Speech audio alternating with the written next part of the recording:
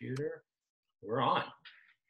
Hey, everybody. Welcome back to the 1455 interview. We continue to have fun. We continue to get some really fresh insights from some fascinating writers. Today will be no exception. And this is very personal to me because Ed Aymar is the ideal literary citizen. And since I started 1455, I talk a lot very genuinely and well-intended about community and building community and being a part of literary community. And some people understandably will ask, like, what does that mean? And as you'll probably glean from this conversation and the bio I'm about to read, Ed just epitomizes paying it forward. He's a prolific and awesome writer, period. And he's also a funny, cool dude, but he just is always lifting up other writers. He's very involved in the literary scene, both local, certainly, and broader. So he's a real, everyone loves him. I love him. And I've been looking forward to this discussion because I have a feeling there's going to be some unique answers, and I mean that in all the right ways. So let me introduce my friend Ed. His most recent thriller, The Unrepentant, which was a nominee for the 2020 Anthony Award for Best Paperback Original, was published in 2019. And by the way, he was part of our author series with Angie Kim, who we interviewed a couple of weeks ago. And if you go to the 1455 website, there's video of their conversation and their reading, so you can check that out. His next thriller, They're Gone, will be published this November under his pseudonym, E.A. Bars. He has a monthly column in the Washington Independent Review of Books and is a former member of the National Board of International Thriller Writers. He's also an active member of Crime Writers of Color, the Mystery Writers of America, and SinC, runs the Virtual Noir at the Bar series for Washington. I'm going to repeat that because it's the coolest name. Noir at the Bar. It's a series in Washington, and you can check that out online. You go to the Facebook page to get updates about when those events are. And he's hosted and spoken at a variety of crime fiction, writing, and publishing events nationwide. You can also check him out online at eaymarwrites.com. Ed Aymar, welcome to the hot seat, my friend. Thank you. Thank you so much. That is a lovely introduction. I'm not going to live up to it. Oh, so please. Let's just lower expectations from the start. Whatever. I speak the truth. I got us on the clock, so we'll kick it off and get down to business. Right out of the gate, what's the first book that made you want to be a writer, or a book that changed your life at an important age? James Baldwin's Giovanni's Room. I read that. I remember a lot about that book. I've read it 2 or 3 times, and but what really strikes me is the cover board, or some reviewer called it emotionally violent, and that wasn't. I don't think I've written anything that was as emotionally violent as that. But at that point, that wasn't something I realized you could aspire to, or something you could do, and he did. And that book changed the way I considered what people could write about. That's awesome. I love that. And also, I'll just briefly add, even, he's such a incendiary, brilliant, eloquent writer but even especially his nonfiction could also have that, the purposeful violence, but the beauty of the written word. So, right on. If you could name one, who would you say one of, or your most important artistic influences? It's weird because I don't know if other writers or other artists feel this, but my influences don't necessarily represent the kind of writing I want to do. So somebody that I really find influential is the rapper from a group Atmosphere named Slug, or Sean Daly is his real name. And I've listened to them for years. He's a little older than I am, and he is very personal, very introspective, and I've always admired people who do that. It's sort of the people who write about themselves in a way that is very insightful. I don't think I do that, but I found myself really drawn to that.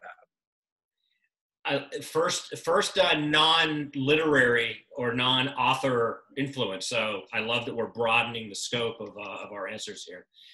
How about an album or movie or both that you recommend without reservation? That'd be tough. You know, my answer for that was always Woody Allen's Manhattan. And I've since, you know, after the Me Too movement illuminated a lot of stuff, it changed a lot of my own perspectives. And I stopped, you know, touting Woody Allen. But, you know, it'd be silly to, speaking of somebody else who's introspective and sort of self-mocking. But you know, I really loved Manhattan. I thought it was just a beautifully done movie. I haven't seen it for years, but it just wrecked me when I would watch it. So I'm going to tentatively still include that. I would also say another one that really moved me was William Faulkner's The Wild Palms, which is a novella he wrote, and it's just unspeakably beautiful, just amazing. I read that whenever I need to be reminded of what literature can do. Now, that sounded pompous, but yeah. No, not at all. No, because we've talked a little bit already in the series about, you know, and this could be its own series, books that writers return to for inspiration or, you know, almost like a creative laxative. Like there's certain books that you appreciate on the line by line level, but for me anyway, and I know some other writers that I've talked to, there are certain books that really get the you know, fuse lit, and that's important stuff. Awesome. How about a great first or last line in any book? You know, I still think about The Wild Palms. You know, now it's in my mind, but the end of that book is a line that between, you know, where this man has lost the love of his life. It's a spoiler alert, but the book was written like 100 years ago, so it's a spoiler. So he's lost the love of his life, and he's in prison, and there's no chance of getting out because they blame him for her death. And he's given a pill of cyanide, and he decides he crushes it and blows away the dust. And he said Faulkner's last line is, "Between nothing and grief, I will choose grief." And I just think something about that. Even now, like I feel my eyes welling up, and I have such a masculine image that it's really going to be hard to show this to people. But yeah, that line at the time of my life when I read that, which is what I think art really, when it hits you, it hits you because of that.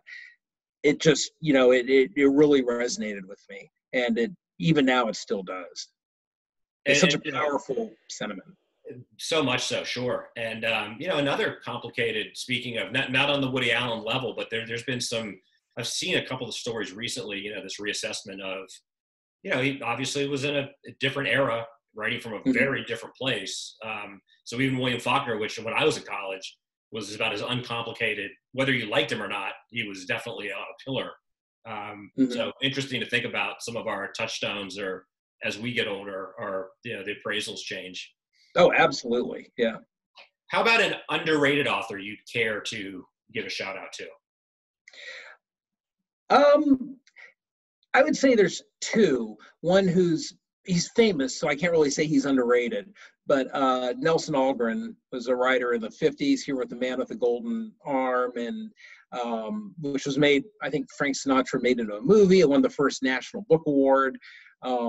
And he's not considered crime fiction, but I really would solidly place him in crime fiction, especially with his use of slang and and he wrote about criminals primarily. Nelson Algren, I think, always deserves a wider audience. And then a guy I know, Nick Corpon, who is a Baltimore writer, and I wish his writing, I mean, he does okay, but I wish he got more attention than he did. He's just a terrific neo-noir writer who I think deserves a wider audience. Thank you for that. All right, my obligatory self-indulgent question: why have you not read Moby Dick, or if you have, is there a classic that you keep meaning to get around to? So Moby Dick I read and loved. That I was on board. I was blown away. I mean, there parts of it were just so beautiful, and it was so imaginative, and he did stuff that I think writers today would be nervous about experimenting with. It was great. I really liked it. I only read it once, but I liked the time I read it.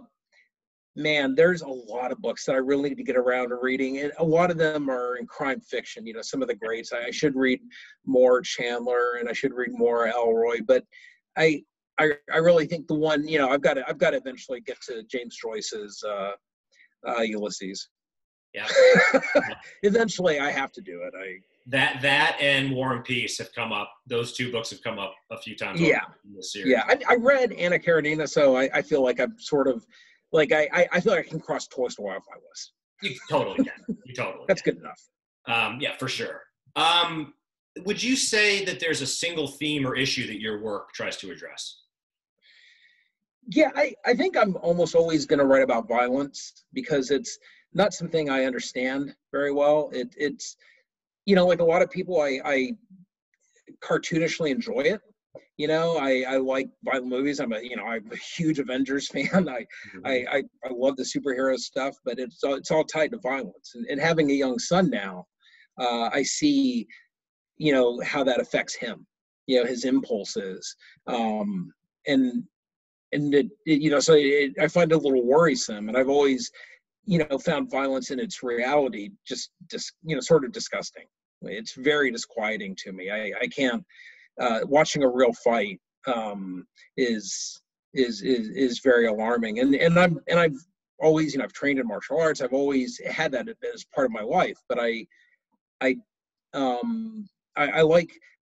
like controlled violence, I suppose, if it's going to happen, and it's frequently and it's worse uncontrolled. And I think that dichotomy is something I'm always going to be fascinated by. And if I may, I would say that it's pretty typical for shallow readers and critics, especially, to always assume that topics that fascinate writers are invariably something that they're personally wrestling with. And I think you're a great example of, because maybe in some instances people don't understand it or don't have an affinity for it, it becomes like, how do I grapple with these things that are perplexing or, you know, alluring to so many people that, you know, I'm not a violent person, so I explore violence like you. And I've heard you articulate that wonderfully in a number of other panels I've either seen or involved in. So right on. Okay, how about writing routines? Do you believe in them? Do you have one?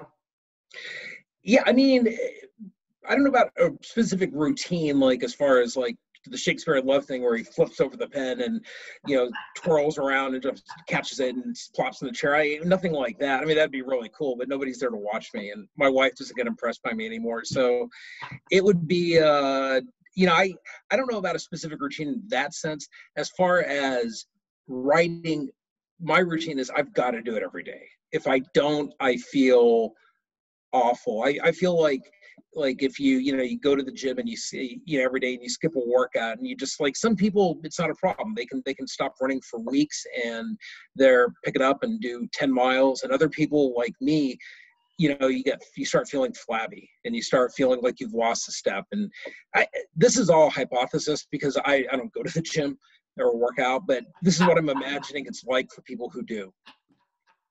Well, that's the writer's gift, right? You're imagining realities outside your own. I'm putting myself in someone's running shoes. Yeah. Right. Well, so the next question we can probably dispense with very quickly. I imagine then, because of your discipline, you don't buy into writer's block. I don't know. You know, I mean, I know very prolific writers who said they've gone through it. I mean, I wonder if writer's block sometimes gets mingled with depression. You know, a lot of times when people I know have writer's block, it's because of something else in their life that was affecting them. You know, a lot of writers I know couldn't write in the early days of the pandemic. You know, they didn't know what to write about. They didn't know if it was even important. You know, we all thought, you know, I mean, we thought, you know, hundreds of thousands, millions of us might die, which can still happen. Right. But I guess we're used to that now. Yeah, we've accepted it. and now we're pushing forward. Yeah. How about, would you care to mention a setback, artistic or otherwise, that in hindsight, you know, puts you on a different trajectory in your career? Yeah, I mean, so my next book, you know, They're Gone, it's coming out in November. It's coming out under a pen name, EA Bars, and that wasn't really my choice. you know, and I'm trying to be very open about this, because a lot of times when writers use pen names, they use it for, they try to spin it off as like a positive or romantic type of thing. And I'm doing it because this is my fourth published book.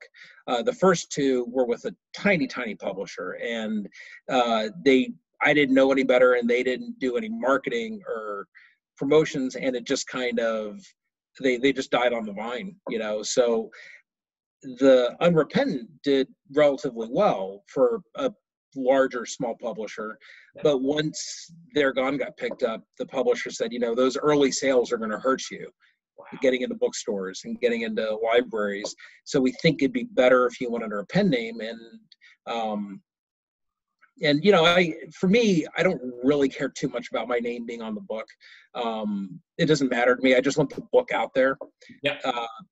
But you know, that's something that I wish I'd known.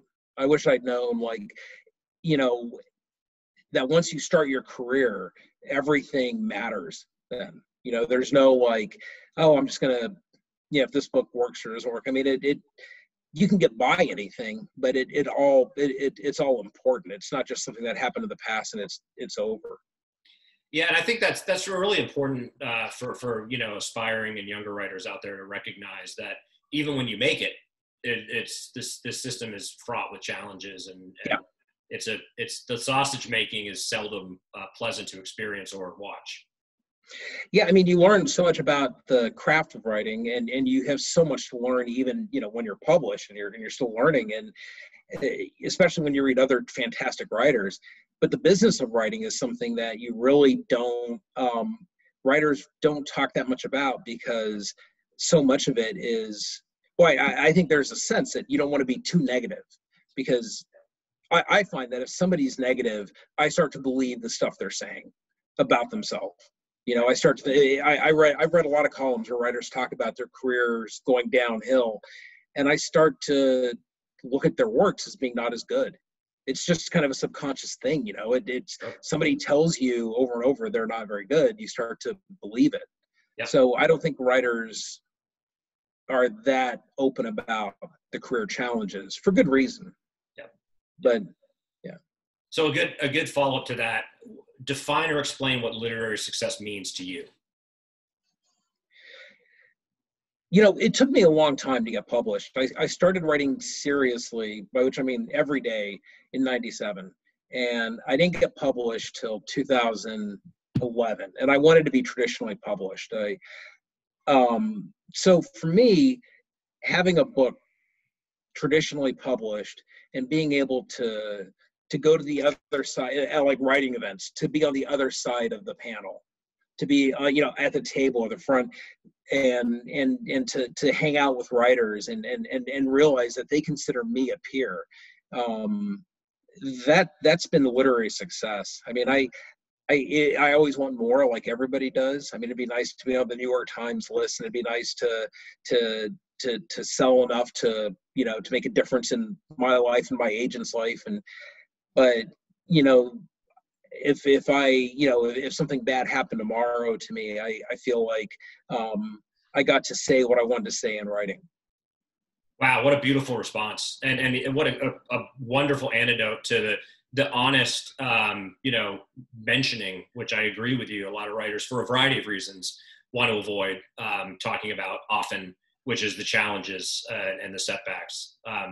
So our timer went off, but I reserve the right every time to make sure that the last question gets asked, because it's an important one, which is, how about a 1 minute or so exhortation for a young writer or an aspiring writer looking for advice? So I would say, for me, this is, you know, a lot of people talk about writing every day, and there's some pushback to that, because not everybody has the luxury, really, to write every day. There's a lot of stuff, you know, going on in people's lives, either personal or around you. But I wouldn't say any of that. I think for me, what I would say is write about a place. I read a lot of, whenever I'm critiquing something, or like in or judging a contest or something, or working with aspiring writers, a lot of times location isn't mentioned. And I understand that. I understand there's a reason people want to just concentrate on the character, but location informs character. You know, a crime, I write crime fiction, a crime in Northern Virginia is significantly different than it is in Baltimore or than it is in Tennessee. In a lot of ways, location informs everything, and you don't have to love where you're from. You can have an adversarial relationship with it. And that you need to have a relationship of some sense, and your characters will have a relationship with that, with the location, and that informs so much more of your story than you realize. So I would say always write about location. Beautiful. So, gang, do you understand what I'm saying? Do you understand why this guy is so lovable and readable? And I didn't mention it earlier, although that might have sounded effusive at the beginning. It was very genuine. I actually need to say more.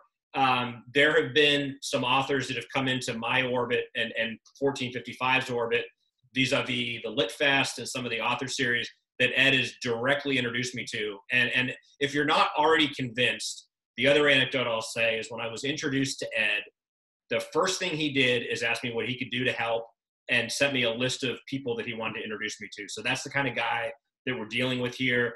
If he wasn't a good writer, I'd still be in his corner, but he is a great writer. So it's so easy to recommend his work.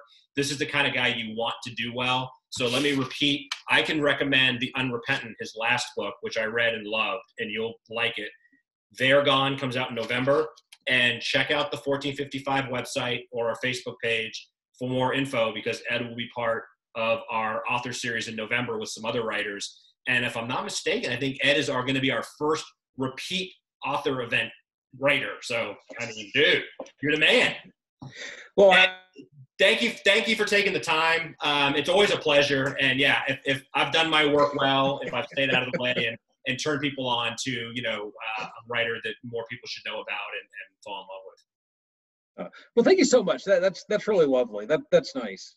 Thank you. I'm going to replay this over and over. Absolutely. That's what I do. But yeah, I will end on that note, Ed. You are, and everyone else would say this, you're a great literary citizen, and you inspire other people to be the same. So you're doing good stuff on behalf of all of us. So thank you for that. Oh, thank you, Sean. That's lovely. So we'll see you, if not sooner, in November. But check out Ed online and check out the Noir at the Bar series, which is awesome. We'll talk to you guys soon. Thank you so much. Thank you.